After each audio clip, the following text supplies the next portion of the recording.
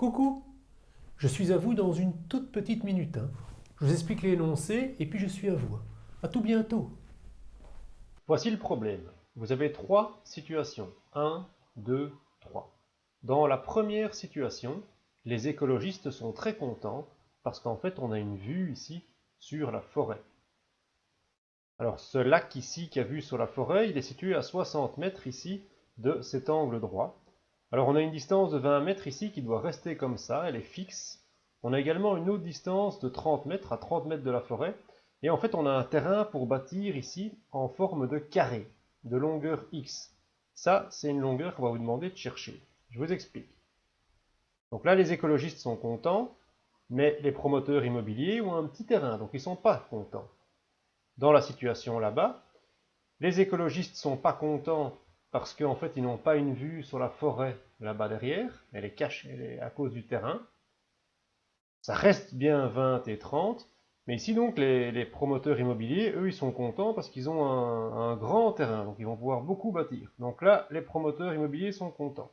Et au milieu, qu'est-ce qu'on a? On a le compromis. C'est-à-dire que les écologistes ont une vue sur la forêt et ils sont contents, et les promoteurs immobiliers, eux, ils ont le terrain le plus grand possible pour bâtir.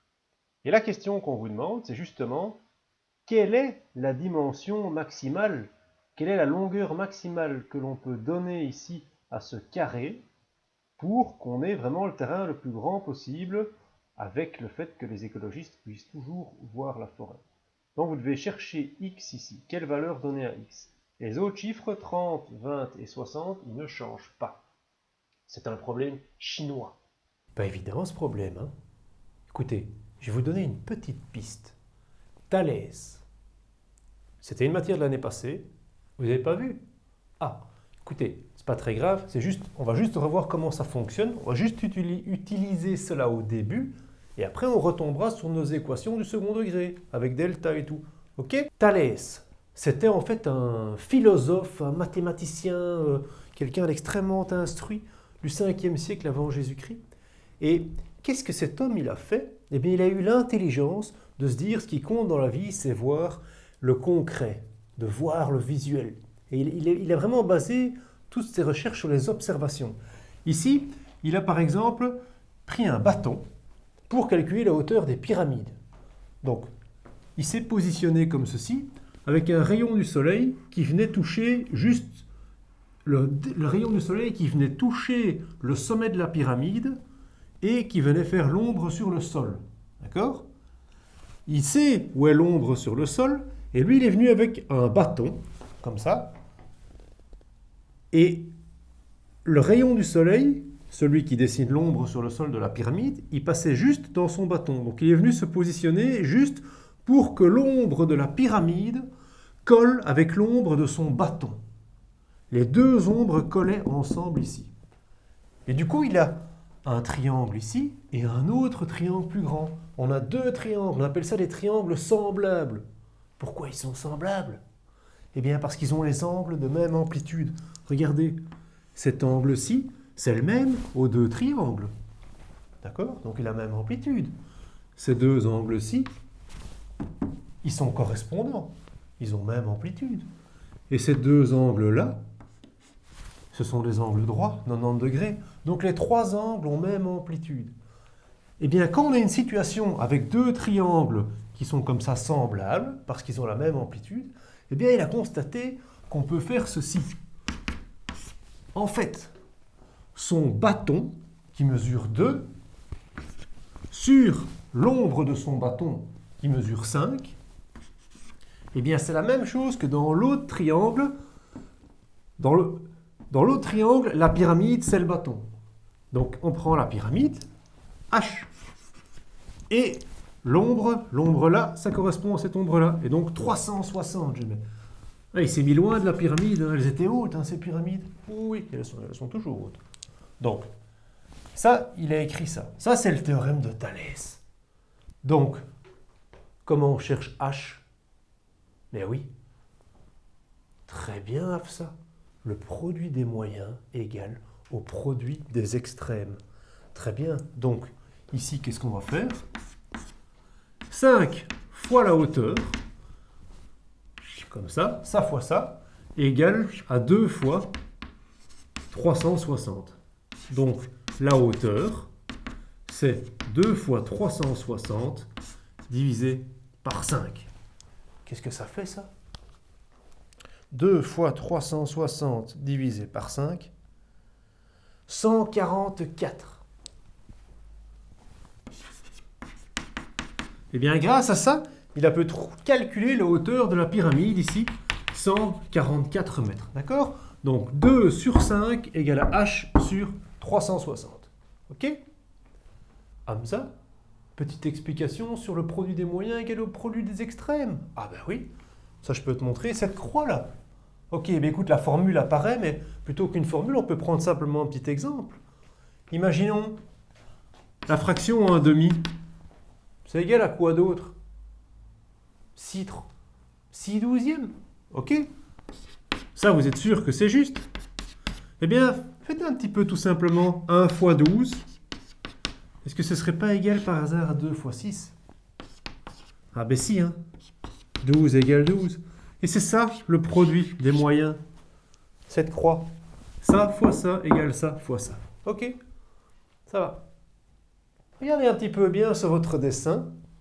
Est-ce que vous n'observez pas des triangles semblables aussi? Oui, Hamza? Mais effectivement, ce triangle-ci, le triangle qui est là-haut, et le triangle, le grand ici, c'est aussi deux triangles semblables. Pourquoi ils sont semblables? Ils ont un angle commun. Ici, ils ont chacun un angle droit. Et là, ils ont leurs angles correspondants. Hein. Correspondants, droit, commun. Ce sont des triangles semblables. Donc, il faut juste bouger le dessin dans votre tête pour comprendre ici comment on va faire avec ça. Oui, Faisal. X demi, ce serait le bâton. Wow! Eh, il réfléchit lui, hein? X demi, ce serait le bâton. Pourquoi X demi? Effectivement, donc, ma maison, c'est un carré de côté X. Hein. Donc déjà, ceci, il a raison, c'est X demi. Hein. Ce côté-là, c'est X demi. Et il est en train de nous dire que X demi, c'est le bâton de Thalès. Mais alors 60, c'est quoi alors ici? C'est la pyramide. Mais ouais. Et donc, qu'est-ce que vous pouvez écrire? Le bâton X demi sur 30, c'est égal à la pyramide 60 sur toute la grande ombre ici. Hein. Et qu'est-ce qu'elle vaut celle-là? 20 plus X plus 30. 20 plus X plus 30.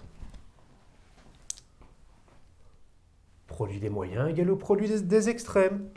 Donc, X demi multiplié par 50 plus X, oui, 30 et 20, on peut les mettre ensemble, égale à 30 fois 60. Qu'est-ce qu'on fait avec ceci? Une distributivité simple. Donc ceci, X demi, va aller se multiplier avec le 50 et avec le X.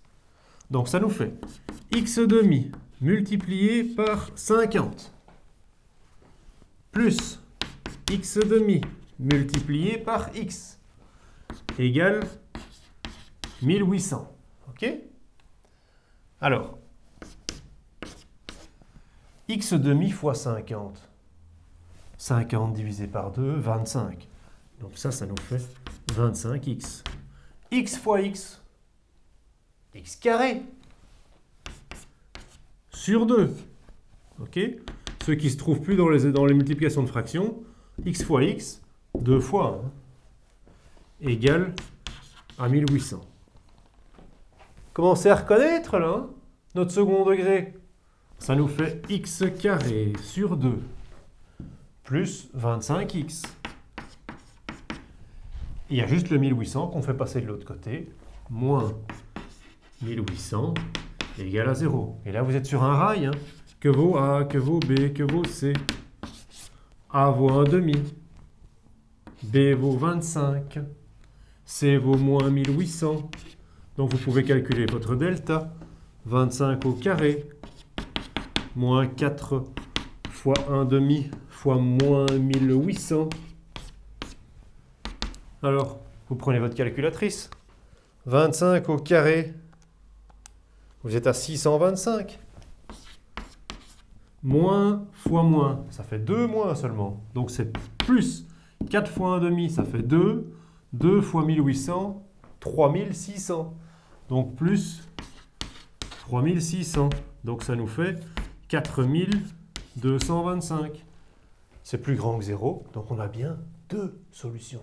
Vos deux solutions, x1, x2, moins b, moins 25, plus ou moins racine de 4225 sur 2a, 2 fois 1,5, 1. Et vous prenez votre calculatrice. Et qu'est-ce que vous trouvez? 40? Exactement. Moins 90? Exactement. Moins 90. Est-ce que ma maison peut avoir un mur qui fait moins 90? Non. Donc ça, vous le rejetez. Ça n'a aucun sens, celui-là.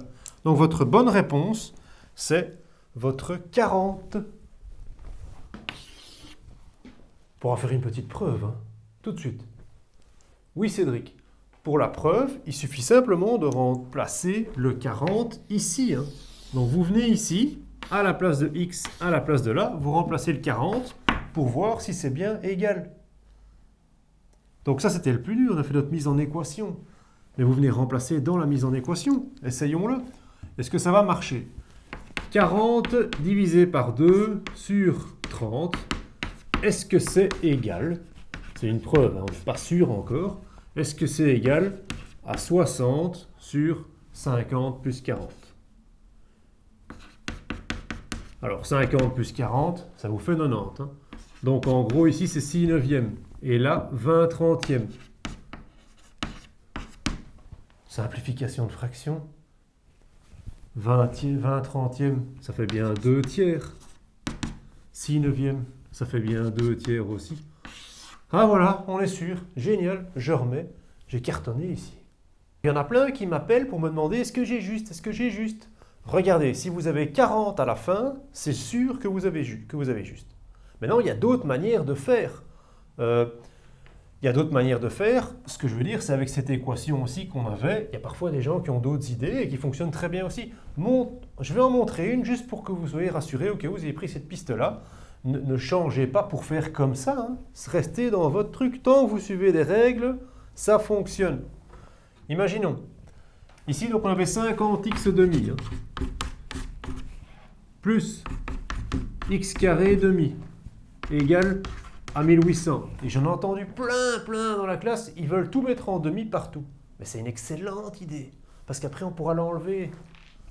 Donc, comment on fait pour mettre en demi partout? Ben, le 1800, ça devient 3600 demi. Le reste, il n'y a rien qui change. On est d'accord? Donc, qu'est-ce qu'on peut faire maintenant? Vous multipliez par 2 de ce côté-ci de l'égalité et vous multipliez par 2 de ce côté-là. Vous pouvez? On peut multiplier chaque membre d'une égalité par un même nombre sans changer l'égalité. Matière de troisième. Donc ici, hop, hop, je peux barrer, hop, hop, hop, oui, parce que je le distribue, mon 2. Et donc j'ai quoi comme équation finalement? J'ai x carré plus 50x moins 3600 égale à 0. Vous partez pour un delta, A, B, C. Ça fait 1, ça fait 50, ça fait moins 3600.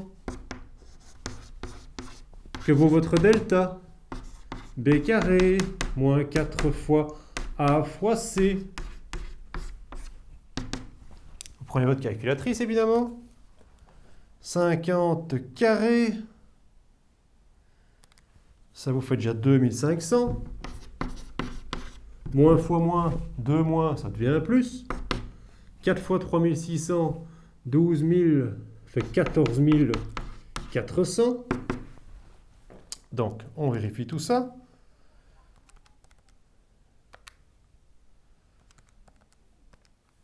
Ça vous fait bien 16 900. C'est plus grand que 0, vous avez donc deux solutions. x1, x2, moins b, moins 50, plus ou moins racine de 16 900. On n'avait pas le même delta qu'à côté, mais c'est pas grave. C'est pas grave. On se fait confiance. Sur 2a, sur 2. Et on rentre ça dans la machine. Moins 50, plus racine 16 900 sur 2. 40. Ah. Et moins 90. De nouveau, on a trouvé la réponse. Pour le devoir, je propose un exercice exactement le même, sauf que les chiffres, donc les chiffres qui ne changeaient pas, donc 30, 20, 60, je vous donne d'autres chiffres. Puis réponse finale à la fin pour vérifier. Bon travail, hein.